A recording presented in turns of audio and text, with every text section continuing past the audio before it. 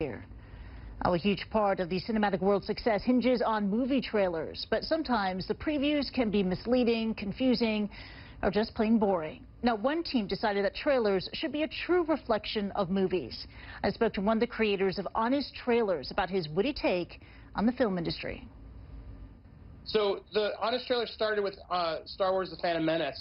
From the billion-dollar jowls of George Lucas comes the chance to relive the biggest letdown in movie history.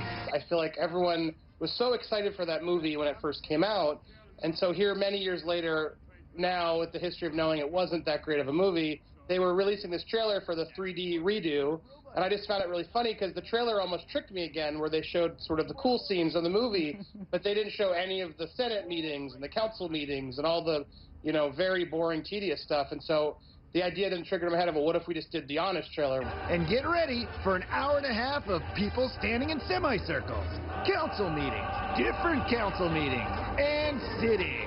All the stuff that basically the audience hated and knew going in, and it really then spurred from there of, well, let's do this with Twilight and Titanic and figure out how would a movie really market it to the audience if it was honest. Yeah, and that's what we love about Honest Trailers is that you're not sarcastic and mean. You're just pointing out these fascinating truths.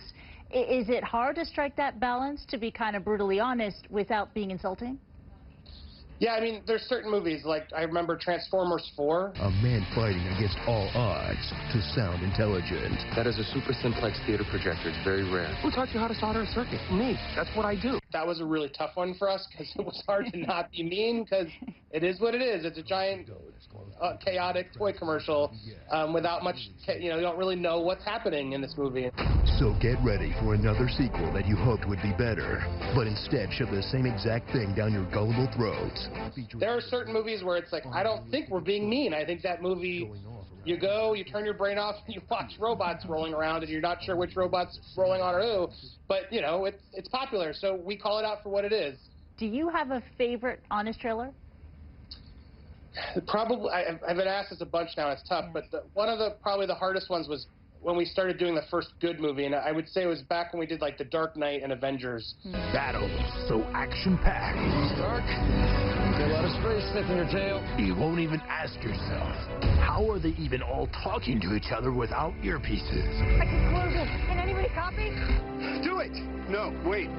Stark, these things are still coming. And so those to me were sort of successes in my eyes because we were able to sort of take a good movie but not feel like we were just nitpicking it and bashing it for no reason. So I'm proud of those early ones because it helped us it really helped pave the way for the show. Jurassic Park 3D. Oh man, what an awesome shot. Oh, look at how the banner falls. I gotta watch this movie again. We love these movies. We're not trying to just tear them apart and be mean. There are a couple movies we've done that to, but overall it's really about, we just want to give, our hearts of the movies that we love to, be shown. Who will leave his grandkids alone.